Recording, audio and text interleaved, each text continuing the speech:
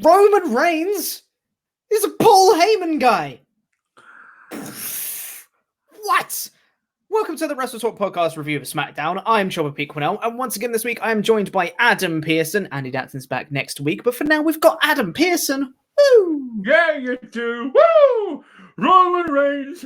Oh my word, the big dog is a Paul Heyman guy, but I'm still not sure if he's a heel.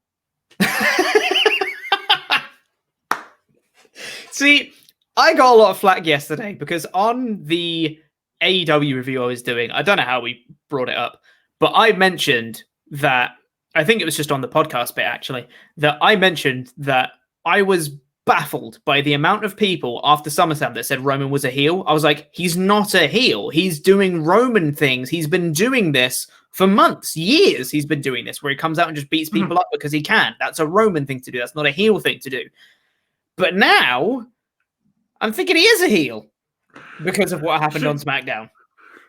Now it has a bit more credibility because of the Paul Heyman factor, because that's heavily associated with the Brock Lesnar factor, who is absolutely 100% a heel.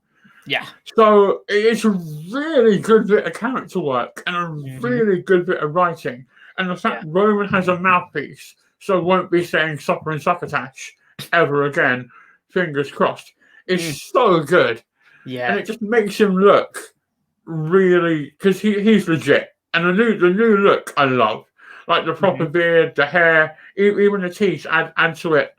The man bun, not so much. He looks a bit like the secretary from BoJack Horseman with the man bun. But I still am really liking this as a tool for the character. And yeah, all in. And I reckon Payback, we will find out if he is a heel or not. Yes. So what actually happened on the show to get to this point is there was a show-long story, of producer Adam Pearce going around to the three people that are going to be in the Triple Threat Universal title match to get them all to sign the contract in time for the show.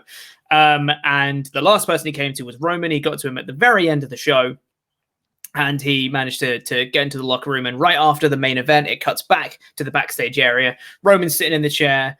You haven't seen him sign the contract yet, but he says, yeah, I'll be there on Sunday. I'm going to win the Universal title. That's not a prediction. That's a spoiler. And instantly I sat there and I was like, he just said the thing that Heyman says. And then the camera just pans across, and sitting next to him is Paul Heyman, who just leans in and just goes, believe that. And I was like, literally, like the collective voices of about 20,000 Mark fans just came through me in one instant of just like, oh my God. Oh, it was so good. Because I thought they were angling for like Brock Roman again at Mania. And I was like, oh no. The last thing we need is for them to get booed out of the building again. And then, like you say, we saw Paul Heyman. And I was like, okay, was not expecting this. I like this. Yes. Yes. And again, to quote Daniel Bryan, yes. So all in on this. Yeah, genuinely, I'm so excited to see this. And I mentioned this in my edited review that was part of the WrestleTalk news earlier today. I never thought I'd say the words, I want Roman to win the Universal title. But now, I want Roman to win the Universal title. I'm so in. If he is a heel character, which I'm fairly certain he is now, I'm so in on Roman being a heel. He has such a good presentation. His in-ring work is fantastic. And having Paul Heyman as a mouthpiece is brilliant for Roman, because not because he's not a great promo, because he has a very certain style of promo that he's very good at, which is being a brooding, simmering heel who utters really cool one-liners. That's what Roman does the best. That's when he comes out and says, this is my yard now, and drops the mic. That's when Roman is at his absolute best. And having Heyman cut all the promos for him, and then he comes in at the end and just goes, something really cool at the end, that's perfect for him. I'm so in on this Roman character. So in on it. I want him to beat The Fiend, which is mental. In fact, no, I don't want him to beat The Fiend. I want him to beat Braun Strowman, but close enough. I want him to win the Universal title at Payback, which is nuts. I never thought I'd say those words. Well, since we're saying things that we never thought we'd ever say, I completely agree with you, Pete. Now I'm completely in on this. Mm. Like, how have they built a pay per view in a week better than in 6? Yeah, I mean, I was going to skip Payback. I'm not now. Yeah, no, not at all. Yeah, I don't know how I'm more excited for Payback than I was for SummerSlam, and I was pretty excited for SummerSlam. I'm really excited for Payback, not only because it's Keith Lee versus Randy Orton, which I'm really curious to see how that's going to go, how Drew's going to play into it, how long they get in their match, what Keith Lee's going to be like on the main roster. Is he going to be able to do all his Keith Lee bits? But also now this triple threat with the Universal title on the line and potentially, you know, heel Braun Strowman, heel Roman Reigns, kind of heel Fiend, like that. That's a really interesting dynamic to me with the whole, the Fiend's just won the title, Strowman's out for revenge, Heyman's now with Reigns. There's so many different moving parts in that triple threat. I'm so excited. You genuinely, I've never seen you this jazzed about anything for quite some time. Just the childlike rapture is amazing and beautiful. Yeah. Man, like, I haven't been this excited for a WWE show in ages. Like NXT, sure, AEW, sure, but not a main roster WWE show. I'm so excited for heel Roman. This is something that people have been asking for years for Roman. And I know, like, people were asking for heel John Cena because they didn't like him as a face. Heel John Cena, I don't think would have worked. It would not have worked as well as people thought it would.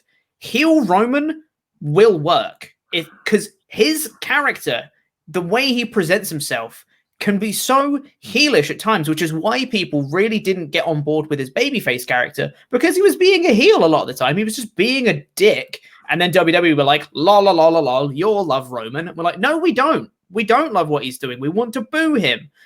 This gives people an excuse to boo Reigns, which, let's be real, everyone wants to boo Reigns. It's the fun thing to do. Everyone loves it. Let's just have a reason to do it.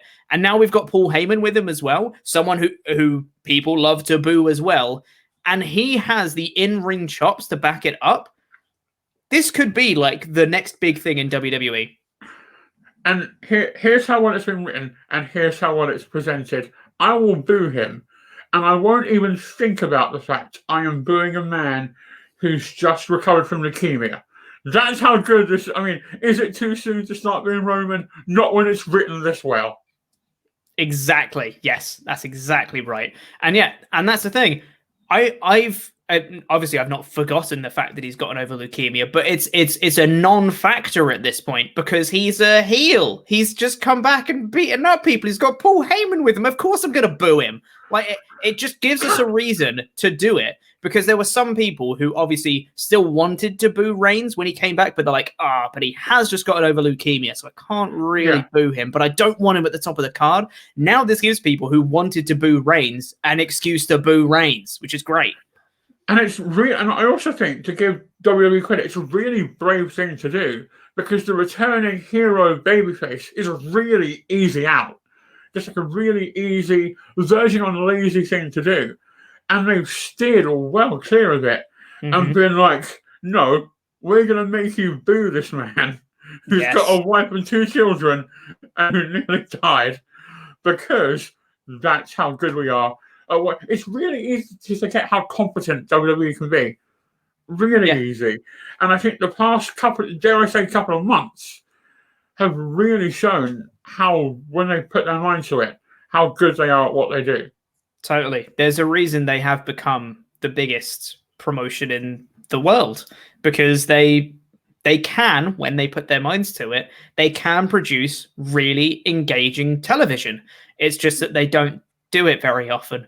But this, I'm very engaged with. I'm so excited. This has me excited to the level when I was into the Shield.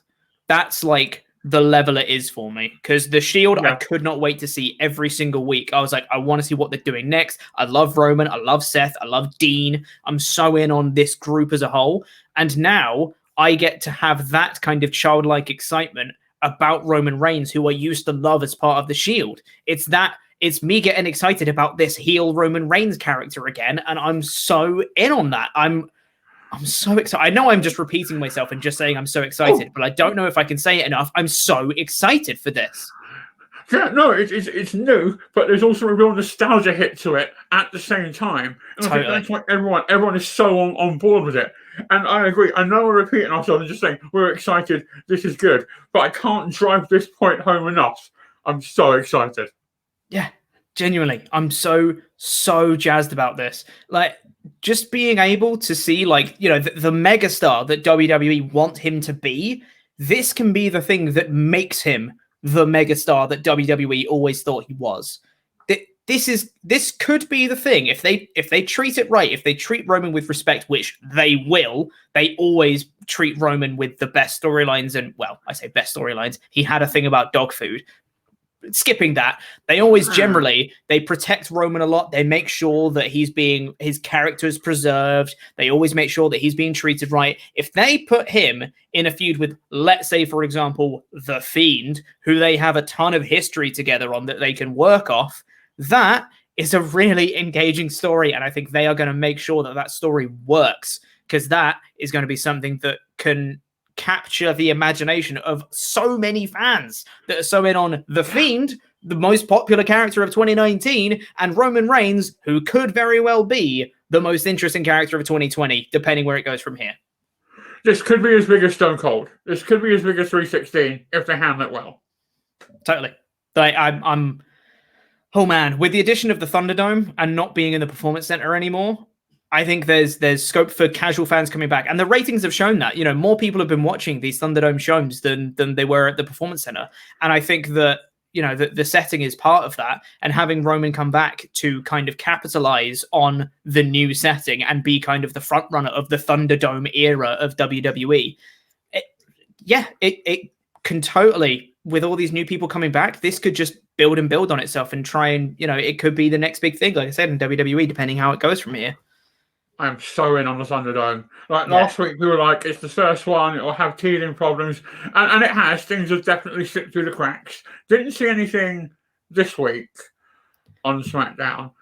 And the giant Pikachu in the theater at SummerSlam made me very happy. So, I mean, Raw, we won't talk about what happened on Raw, because we all know now. And it was abhorrent. So, I'm it's in such a good place at the moment. I'm really content with WWE. Yeah. I mean, I'm content with Roman. There's a few other bits on this show. Wasn't quite as big of a fan of, but we'll get to that in a little bit. We will. Yeah. Let's start going through the rest of the show now, because I think we've probably talked about Roman enough. The show kicked off. The show kicked off with a recap of Roman Reigns coming back at SummerSlam.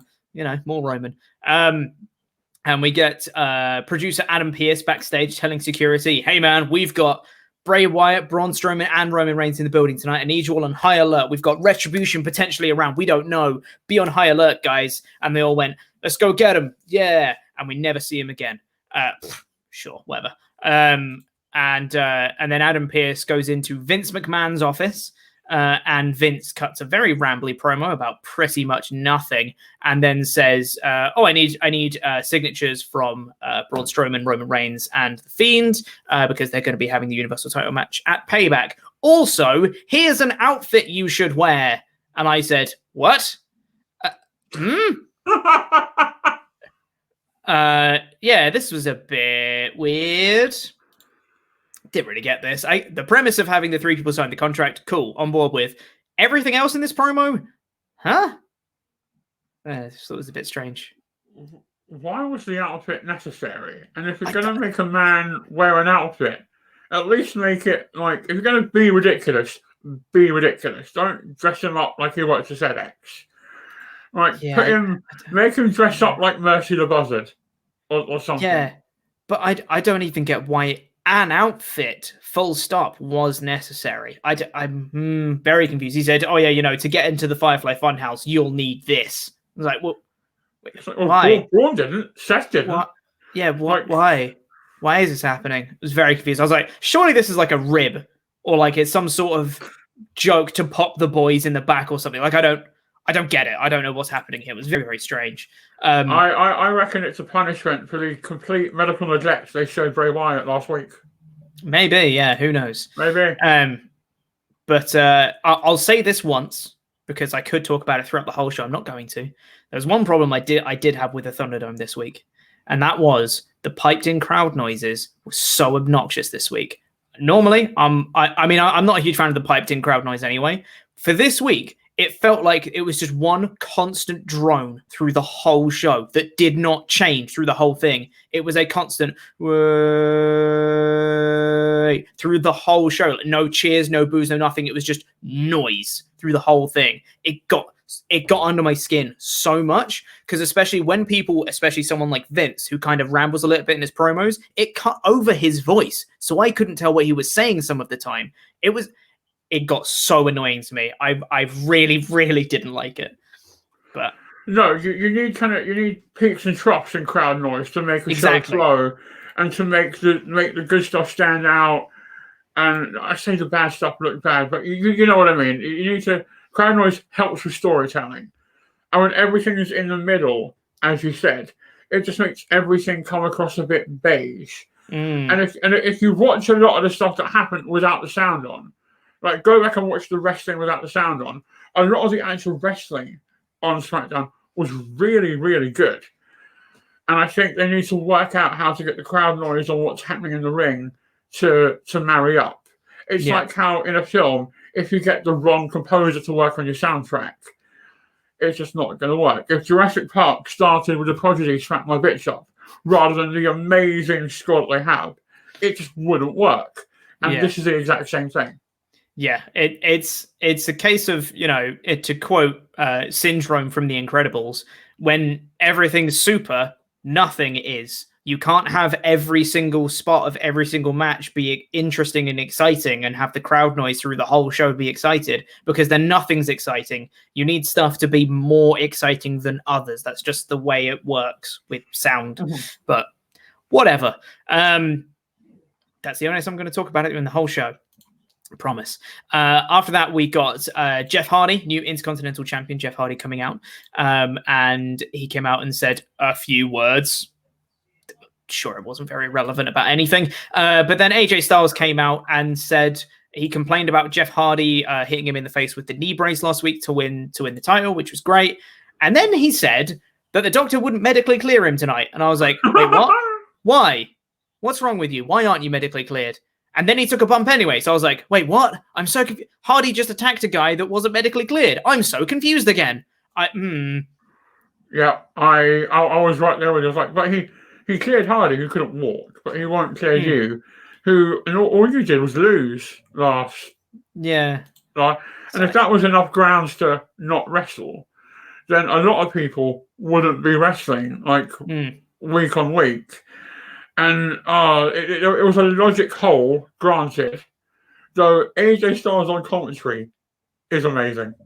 Totally. Yeah, he's fantastic. Yeah, he goes on to commentary. Hardy says he was going to do an open challenge, punches AJ in the face, who goes off to commentary. And then in an ad break, Shinsuke Nakamura comes out, which to me really misses the point of what an open challenge is. When they say open challenge, the thing you're waiting for is to see whose music's going to hit. Ooh, the anticipation to go, I'm going to do an open challenge. Ad break. When you come back, oh, it's Shinsuke. Cool. Thanks, guys. Yeah. I also thought Shinsuke was a bit of a waste of that segment, because as soon as you saw Shinsuke, well, they're not going to double strap him, are they? So instantly you know who's going over. Coupled with the fact there's also unresolved AJ Jeff kind of things. If ever you were going to use Shorty G or Drew Gulak, it was then.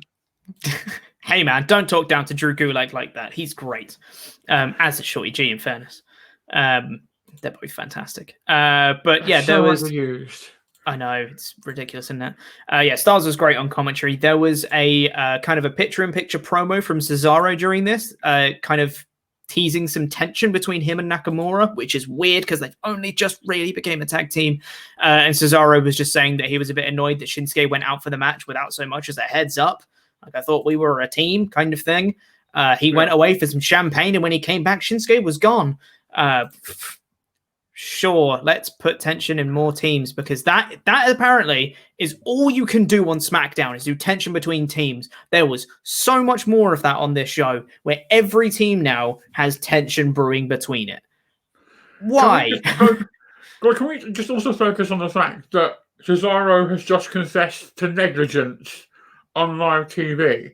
Oh, yeah. I thought I'd go and get a bit pissed before I wrestled, and then Shinsuke was gone. I forgot he had a match later. Yeah, he totally did just admit he was drinking before his match. That's not a good look for you, Cesaro, is it? During a Jeff Hardy match, of all the matches to do that in. That's true, yeah. Like, oh... Idiots, man. But there was actually a very good point in this match, because obviously the whole kind of story around Jeff Hardy is that he used the knee brace against AJ Styles, and he shouldn't have been able to do that. It was an illegal move and all that stuff. And then in this match, Hardy used the knee brace again, kind of intentionally this time. He just kind of kneed Nakamura straight in the stomach, which he sold like, ow, I've been hit with an illegal object kind of thing. Was it an accident? Was it not? Because then he capitalized on it, hit a twist of fate, hit a swanton, got the win. Is Hardy doing it intentionally, or is he not? I think it's a really interesting story to tell, because we don't really know yet whether he's doing it intentionally or not. But this is very much, remember when like Dino Brown in the 90s wore that chest protector? And it was, does he, is this legal? Is this illegal? Does he need the chest protector? It's like Cowboy Bob Orton and the cast. And the cast, yeah. It's sort of reminiscent of that. I think it's very, very clever. Yeah, it is, for sure. I'm really interested. I mean, I said before, I'm not very invested in Jeff Hardy as a wrestler, but this story, I am very interested. I'm curious to see where they take it. Is this going to be some sort of Hardy, not necessarily a heel turn, but like a development in his character? I don't know. I'm on board for the ride. But the segment didn't end there. No, it didn't, because while Jeff Hardy was celebrating on the stage, who would come back but Sami bloody Zayn, who come out, his music hit, and I marked out. I was like, oh, Sami, I've missed you so much. Oh my God, yes. He's so good. And he came out with the IC title as well. I was like, yes, they're not dropping continuity. This is great. He came out and he called Hardy a fake champion. He said, you're a fraud, all that stuff. Brilliant heel Sami Zayn shenanigans. Love to see him back. Just a shame that the rest of the show made him feel like a massive dick for taking time off in the pandemic. Come on, WWE. I'll get to that. I'm so happy. I love him. I've missed him. And straight away he came back and annoyed me. And I was like, this is why I love you.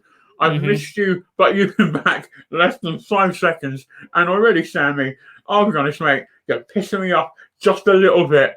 Never change. Never change.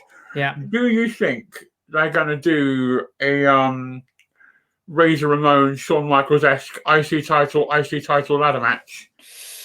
I don't think it's going to be a ladder match. I think they will do a unification match between him and Hardy, but I've got a sneaking suspicion, let's call it. I've got a hunch that Sami Zayn has a ton of heat for taking time off during the pandemic, despite them saying that no one would. Just because of the way he got treated later on the show, I think it is going to be a match between them, and Sami's going to lose very, very quickly, which would be a shame because I really love Sami. But I think that, yeah, just because of this. Okay, so the first thing that kind of I was like, yes, Sami's back, was he booted Hardy in the face, kind of like a haluva kick style. Booted Hardy in the face and walked off. I was like, cool, great end to the segment. But then Hardy got up pretty much straight away, and then his music played as he kind of celebrated on the stage. I was like, what? Why did you just no-selling the boot? Why is Hardy's music playing? Why not Zayn's? What? It was just a bit like, why are you overlooking Zayn? It was like, that's fine. Zayn's still back. No biggie. Zayn's back. He's inserted himself in the IC picture. No problem. And then he got interviewed backstage by Kayla Braxton.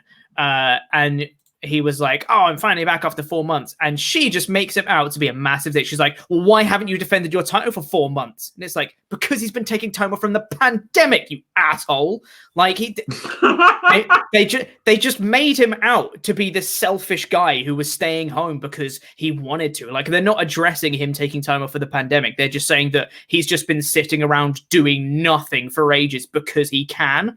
And already they're just kind of chipping away at the prestige of his return, just being like, "Oh yeah, you should have been around for ages. Why haven't you been here?" kind of thing. It was really got to me a little bit for that. Well, when you hold it up and it's interesting. Hi, guy who did the exact same thing as Roman Reigns. Where have you been? Yeah, it's but maybe it's the build. Maybe it's like character work. I don't know. This is going to be one of those wait and see kind of things, and see what they do with him, and see what opportunity they give him, and what have you. But I think the takeaway is that SmackDown with Sami Zayn is better than SmackDown without Sami Zayn. That is absolutely true for sure. And there was one segment which we'll skip ahead to now, which featured Sami Zayn later, where Cesaro and Nakamura were backstage, kind of furthering that tension that happened in the Hardy match. Cesaro just being like, "Hey man, I thought we were a team. You got to give me a heads up if you got to go out for these championship matches and stuff." But then Sami Zayn comes in, reuniting the Artist Collective as they were before, and he'd be like, "Oh guys, I've missed you. It's so great to see you." Gives them hugs, blah, blah, blah. We're all champions. Points at the tag team titles that are on the side. The Champions Lounge. We're here. This is great. And they were just like, "Hey, Sami, you haven't called us for 4 months." Again, just like, where have you been for 4 months? It's like, he's been at home from the pandemic. Stop making him out to be a dick for doing that. I don't know. Just really got to me. And then they were saying, "Yeah, we're having a conversation here as a tag team. So if you could, skedaddle." And he just kind of left, and they carried on their conversation. So to me, I might be reading too much into this because this might just be part of character work or whatever, like you said. To me, this just seems like this is WWE going, "You should have taken that time off. You're an idiot. You're going to lose your IC title. You're going to lose it quick. You should not have taken that time off, you selfish man." Which is... I hope not. Yeah, me too. They wouldn't do it with really Roman. And when Becky Lynch comes back after having a child, they're not going to be like, "Well, where have you been for a year?" Yeah. Exactly. "Oh, I went to be a mum." That's not going to happen. Yeah. I just don't like them saying, "You've taken time off during a pandemic. You suck," when that's totally a reasonable thing to do. Don't know. I know this sounds like right now I'm being very nitpicky about this show. I really liked the big moments. I loved Sami coming back. I loved Roman aligning with Paul Heyman that we already spoke about. The match that I thought were really great. The rest of the show I thought was a bit pants. And I know I'm in the minority when I say that, because a lot of people have said, "Oh, this is like the best SmackDown of the year." And I think the big moments do warrant it to be the best SmackDown of the year. But the rest of the show didn't hold it together. There was other bits that I didn't agree with at all. And the next one of these is the Firefly Funhouse that came up next. Bray Wyatt was saying some stuff about him being cool or whatever. Adam Pearce comes in a postman outfit for no reason, comes in, and then Bray Wyatt signs the contract, and then Adam Pearce leaves. I was like, what was that? Why is he wearing the outfit? How did Vince know to give him that outfit? Why did he need the outfit to get into the funhouse? Why was Bray Wyatt suddenly cool with it? How can Adam Pearce find the funhouse? There's so many questions and none of it makes sense. No, I'm a huge advocate for the Firefly Funhouse, but I also didn't like this one. Amazing use of a pentagram at one point. I thought that was a bit full on. And then the title came back. But yeah, why? This made Adam Pearce look like such a knob, didn't it? Like I said, this must have been like a rib or some sort of in joke to make the boys pop. I don't know, but it came across so weird on TV. I did not get this at all. If people know it and we're just being idiots, please leave us comments, because we'd love to know. But I don't know, man. I don't get it. They could have been like they could have spent the whole show where Adam Pearce is looking for the Fiend, and then eventually the Fiend finds him. Yes, that would have been great. And then just completely signs it, and then just completely decimates him. Yeah. Or even if he just kind of like spooky shows up as the Fiend and he like grabs the contract and like signs it in blood or something and then just vanishes away. Yeah. Like, that's cool. Do something like that. Or, I did not understand this Firefly Funhouse bit at all. Or shows up, waves at the hurt hand, lights go off, he's gone, but the contract signed. Oh, that's good. That's really good, actually. Yeah, something like that. There's so many things you could have done that was better than whatever that was. Then after that, we move on to the Matt Riddle King Corbin feud because we've got a little video package highlighting their feud so far. Riddle comes out and just basically asks for Corbin to come out, and then you cut to an ad break, and then it comes back, and then Riddle's music's playing, and then he says again, "Hey Corbin, you should probably come out." I was like, huh? Again, this feels like a nitpick, but it really like detracts from my enjoyment of the show because it just doesn't make sense. Why would Riddle be out there, say some words, and then his music would play, and then his music would cut out again, and then he'd say some more words, which are basically the same as what he said before? I know why they did it, because they wanted him to say, you know, I'm going to call out King Corbin, stay tuned to SmackDown, because after this ad break, it's going to be Riddle versus Corbin. But they could have done it in a way that actually made sense, rather than Riddle just saying the same words twice. Yeah, you're trying to tell a story, so you're going for drama, but you're presenting it like sports. And sometimes those two things bounce off each other in the world of TV production. Those spinning flip flops, VGX, were awful. Let's just nail that down now. Yep. And yeah, it just makes Riddle look really weird. I haven't done a great deal with him since they called him up, and I don't know whether that's just because they've been putting a lot of their eggs in different baskets, in like the Roman Sheen basket, or whether the accusations against him for the speaking out movement derailed plans they may have had for him ever so slightly. But at least now we are getting Corbin Riddle. At least now this is ending. Ending, or just the first in a series of pay-per-view matches, Adam? Don't say that, Pete. Don't wish that in. Don't speak that into existence. If you know anything about Corbin feuds, it's that they go for a minimum of 4 months. I have no problem with Baron Corbin. If he's watching, because we tweet each other about steak a lot because we're both big steak guys. So please don't block me like you have the others. But it's it's going to be a cracking match. But then he comes out and says, "I accept your challenge," on behalf of Shorty G, who rocks up out of nowhere and has quite possibly the best 2-minute match I've ever seen in my life. It was very quick. They went back and forth briefly. He went for a Chaos Theory German. Riddle countered it, hit a knee, hit the Bro Derek, and got the pin and won.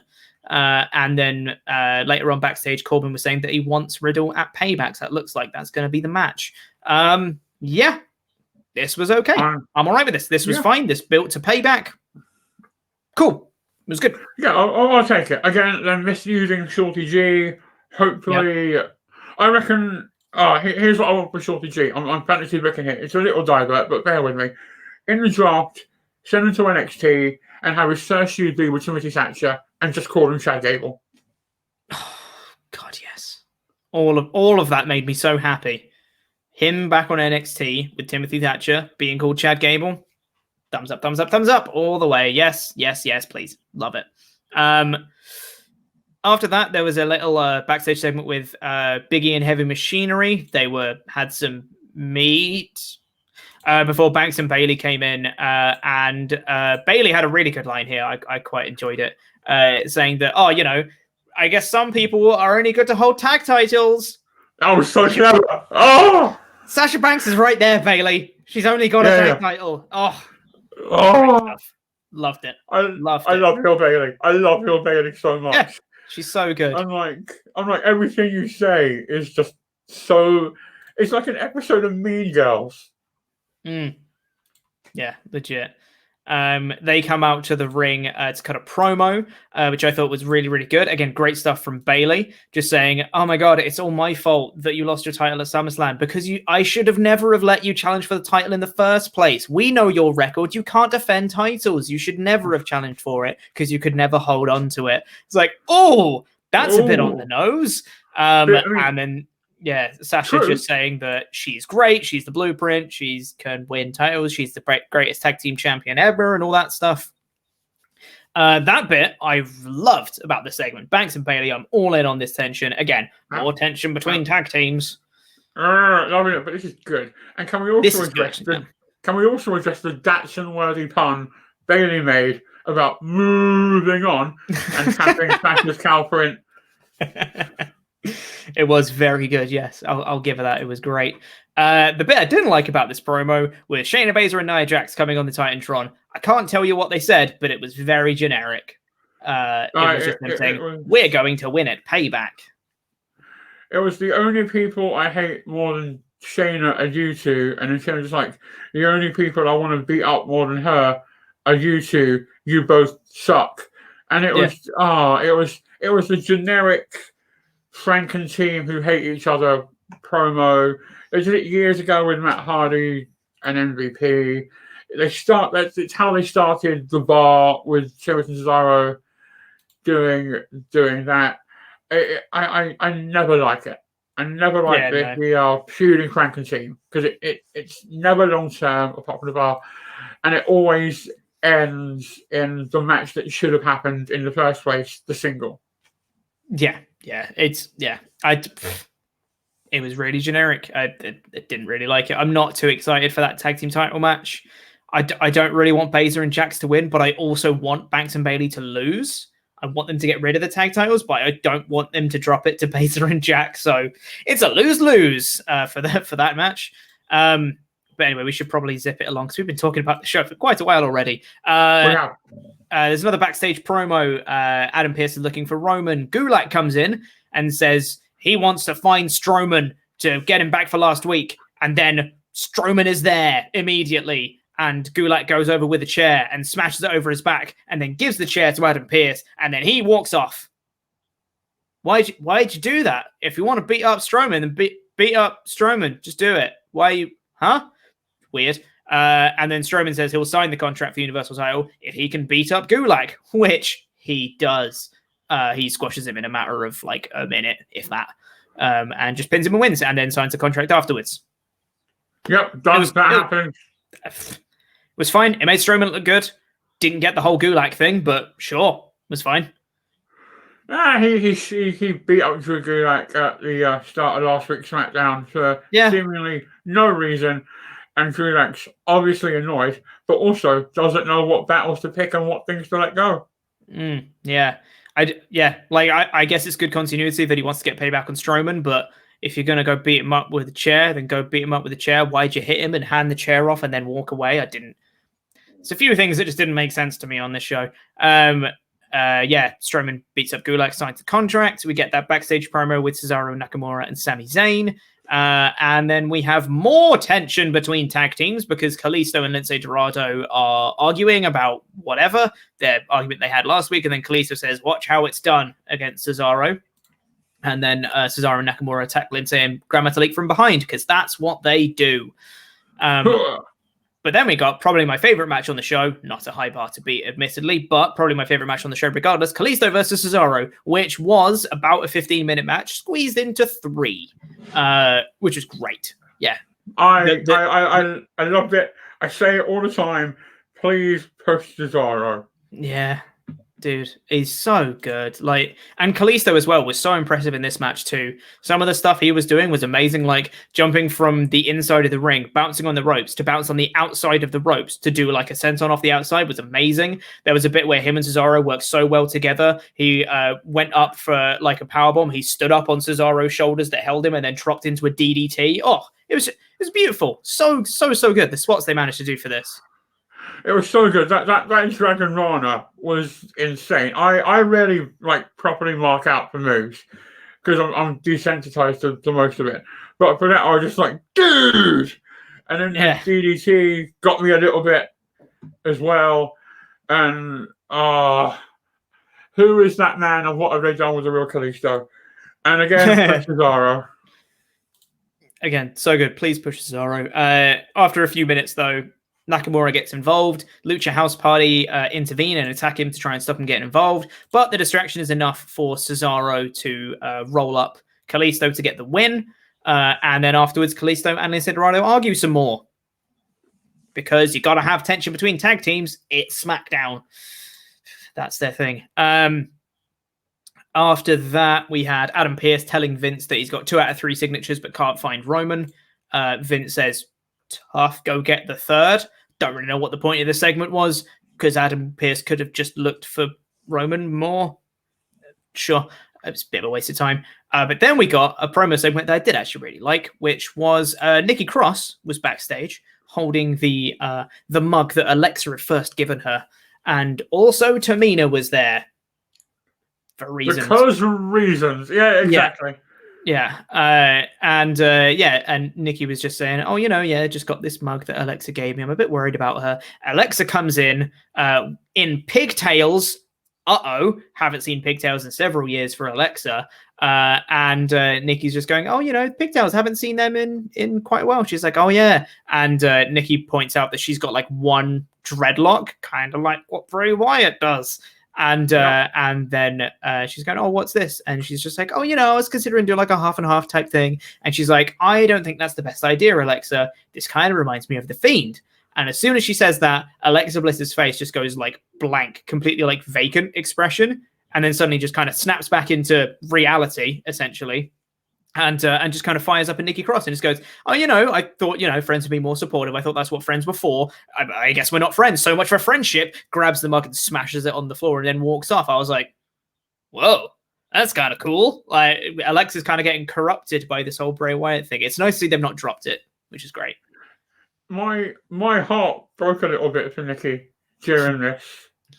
I was like, no, why? No, I believe in friendship. I don't know if it's because I'm wearing like a Leader and Stitch shirt. I was like, no, she's your Ohana. She's your family. Why are you being mean? Ohana means nobody gets left behind. There we go. Good stuff. Never thought we'd hear that on a podcast. Thank you. But no, I genuinely got like totes emotion during this. Mm-hmm. And it was just like, really good. Really good. And, we might get the Cross Bliss match where Bliss does the actual turn and does the real hopefully. Sister Abigail. Yes. I'd like to read the finish. She finishes her with the Sister Abigail. Oh, that's good. That's fun. Yes, do that. That would be great. I thoroughly enjoy that. We then got another backstage promo of Sheamus, Miz, and Morrison, who are going to be in a 6-man tag match against Big E and Heavy Machinery. Sheamus asked them to go over the game plan for the match.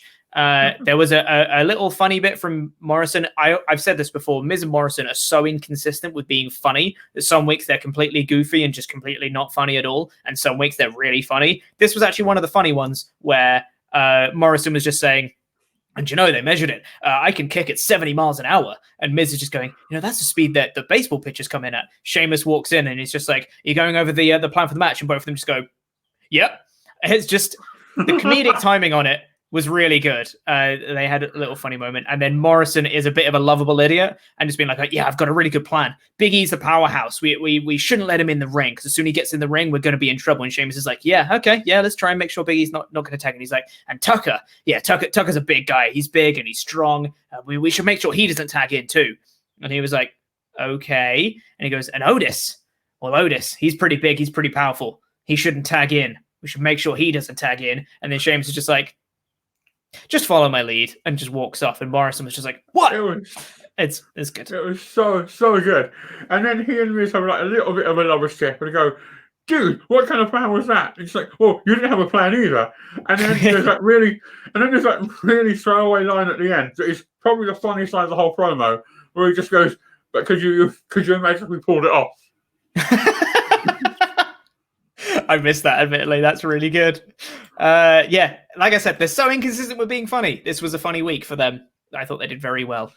Adam Pearce goes into Roman's locker room, changing room bit, and he hands him the contract, and Roman looks it over, but he doesn't sign it yet because it's time for the main event, which is the 6-man tag match of Big E and Heavy Machinery versus Miz and Morrison and Sheamus. I don't know why they changed. They advertised it was going to be Big E on Miz TV this week, and then they just changed it to a 6-man tag match. Don't know why, but you know what? I'm not complaining because that would have been another promo, and that's a lot of promos for this week. I'm glad they changed it to a match at the end of the day. It would have taken our promo count to 13 on the show. Yeah. And here's a thing. Time to put my nitpick cap back on. Here's the thing that I did not understand.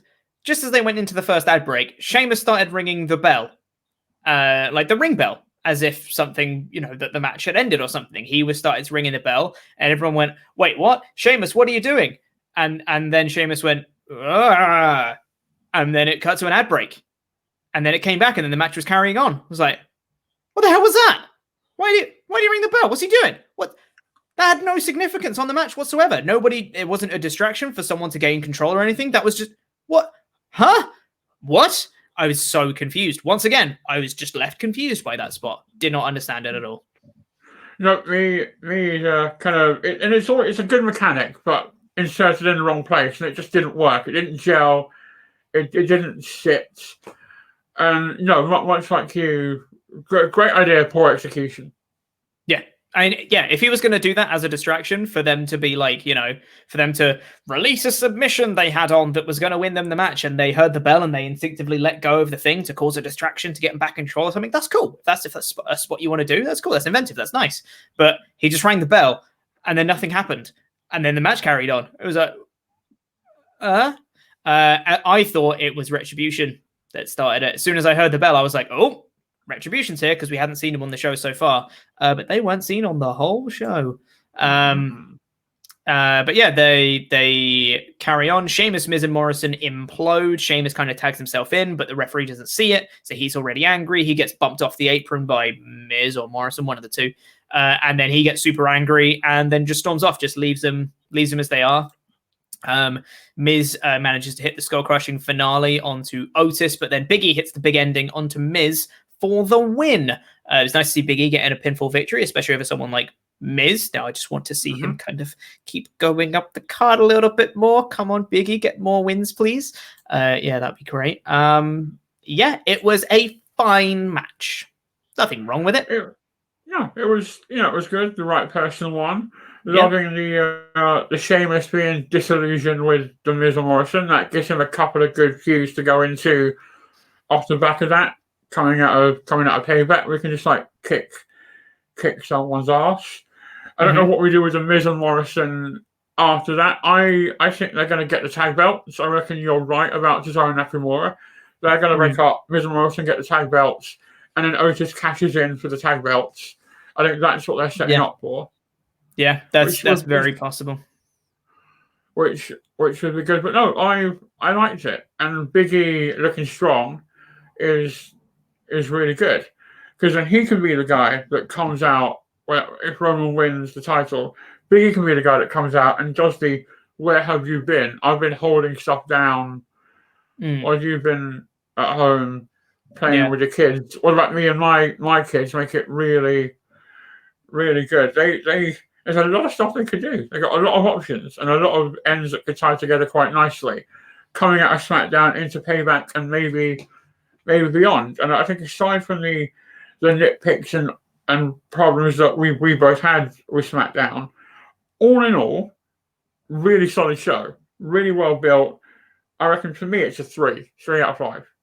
Agreed. Yeah, I also gave it a 3 out of 5. I've seen some people, saying best SmackDown of the year and all that stuff, but I wouldn't rate it higher than a 3 because, yes, they built it a pay-per-view very effectively in 1 week. That should never be the case. You should never have to build a pay-per-view in 1 week. And they did the best job they could with the tools that they were given. I say the best. They could have done a better show, but they still built the show very effectively. I'm now excited for Payback when I wasn't before, which is always, it's a very good thing. And they had really good major moments that I popped for with Sami Zayn's return and Roman aligning with Heyman, but it just all the rest of the bits of the show just kind of felt either flat, or there were some intriguing bits with like Nikki and Alexa. There was just a lot of pointless stuff on this show, which I really didn't appreciate. Like, as much as like the spots with Sheamus, him ringing the bell didn't make sense. Adam Pearce going into the funhouse dressed as a postman didn't make sense. There was the whole pointless segment of him going to Vince saying, "I've got 2 of them." And Vince goes, "We'll go get the 3rd." It was just a lot of just like pointless tat on peppered throughout the show, which just made the major moments not feel as important because it was just strung together with nonsense in between it. So yeah, I would still give it a 3, despite the big moments, which should really be kind of up there pushing it to the 5 level. The rest of the show just kind of dragged it down for me with a lot of needless crap thrown in between. Yeah. There was killer, but also a lot more filler than I would have liked to have seen. But it was still really good. I still really enjoyed it. Please don't think we're kind of crapping all over the show, because we aren't. We I think it's safe to say we both enjoyed it. Though there was just a lot of it could have been an hour-long show. If they had just put an hour-long show out and made it good, then it would definitely have been a 5. Just absolutely dragged it way down. Yeah, like the major moments were so good, like perfectly encapsulated there. It could have been a 1-hour show and it would have been great. There was just so much of this show that just felt pointless and needless. Again, not to harp onto the point for too long, but to put it in perspective, there were 15 promo segments in this show. It's just way too many. 12 of them were backstage as well. Like, not even out, in front of the crowd. Obviously, there's not a crowd, but you get what I mean. In-ring promos are very different. They had one was the Firefly Funhouse, 2 in-ring promos, 12 backstage promo segments, and they had, on top of those 15, they had the Riddle promo that led into the Shorty G match, and they had a picture-in-picture promo in the when Cesaro cut a promo during the Jeff Hardy match. It was like, I didn't have time to digest what I'd just seen because they had 30-second backstage promo, 10-second backstage promo, 30-second backstage promo, just back to back. I was like, things are happening so fast, I just can't digest what's happening in each segment. So that just felt a lot of stuff got forgotten and was pointless. So it should have been an amazing show, and it turned out to be a good show. It was good. Excited to pay back, as we said at the top. Like, way more excited than I thought I would be. For sure. So, absolutely. Yep. So yeah, let us know what you thought in the comments. But before we get out of here today, we now need to say thank you to some very special people, and those are $25 and above pledge hammers on Patreon. If you haven't been to WrestleTalk's Patreon page yet, you should. Load of extra bonus content. We had WrestleTalk After Dark go up yesterday, which is the $10 backer perk. It's a Patreon podcast where it's basically just a bunch of us get on a call and just chat about tat for ages. I don't know who. I believe it was Luke and Laurie. I believe they snuck in Luke for this one, so you should go and listen to it because he's there. But don't tell Mr. Davis. But anyway, if you pledge at the $25 tier or above, you get your own custom wrestling nickname, and it gets read out on a show much like this one. So thank you to the King, Zachary McKinley. Woo! Yes. Thank you very much. It's definitely not Daniel Odom backwards, Modo Leland. Hey, thank you very much.